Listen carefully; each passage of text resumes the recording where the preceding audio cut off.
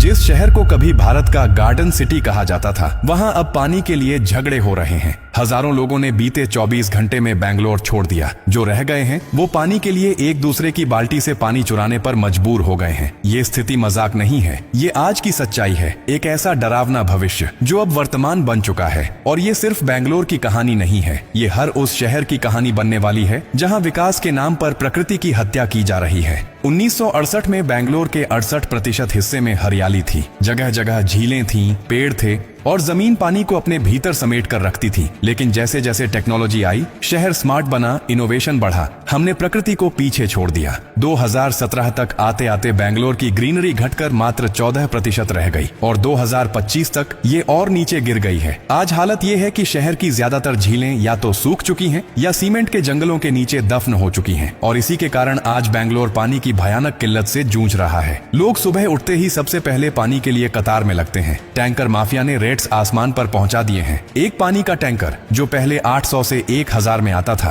अब 3000 से 5000 रुपए में मिल रहा है। लेकिन पैसे देने के बाद भी गारंटी नहीं कि पानी मिलेगा। कॉलोनियों में झगड़े हो रहे हैं। बच्चों को स्कूल भेजने से पहले घर वाले सोचते हैं क्या हाथ धोने लायक पानी भी बचेगा। और सबसे डरावनी बात यह है कि ये स्थिति कोई अचानक नहीं आई। ये एक धीमा जहर था जो सालों से फैल रहा था और किसी ने ध्यान नहीं दिया। जब झीलों पर मॉल बने, जब पार्किंग के लिए पेड़ काटे गए, जब हर ग्रीन जोन को अपार्टमेंट में बदला गया, तब किसी ने नहीं सोचा कि एक दिन यही तरक्की हमारी बर्बादी बन जाएगी। और अब यही बर्बादी पूरे देश की ओर बढ़ रही है। जो बेंगलोर में हो रहा है वही बहुत जल्द दिल्ली, हैदराबाद, पुणे, मुंबई, लखनऊ और देश के हर उस शहर में होगा जहां लोग सोच रहे हैं कि अभी तो पानी आ रहा है, चिंता किस बात की। यही सबसे बड़ी भूल है। कुदरत जब पलटती है तो धीरे धीरे नहीं, एक ही झटके में सब कुछ छीन लेती है। और तब ना पैसा काम आता है, ना पावर, सिर्फ पछतावा बचता है। आज बेंगलोर में लोग एक एक घूंट पानी के लिए तरस रहे हैं। कल को यही लोग सांस लेने के लिए भी तरसेंगे। क्योंकि जब हरियाली खत्म होती है तो सिर्फ बारिश नहीं रुकती,